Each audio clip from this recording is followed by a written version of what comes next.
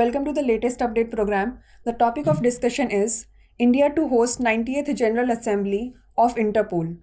India is hosting the 90th General Assembly of the International Criminal Police Organization, Interpol, from 18th to 21st of October in New Delhi. The General Assembly is Interpol's supreme governing body, comprising representatives from each of 195 member countries. It meets once a year. India is one of the oldest members of Interpol and joined the organization in 1949. The role of Interpol is to enable police around the world to work together to make the world a safer place. All member countries of Interpol have agreed to ensure and promote the widest possible assistance between all criminal police authorities in the prevention and suppression of ordinary law crimes. The meeting will be attended by around 2,000 overseas dignitaries, including ministers, police chiefs, police officers, and support staff from 195 Interpol member countries. Apart from Interpol head office representatives, Indian officials, and media representatives. The General Assembly is taking place in India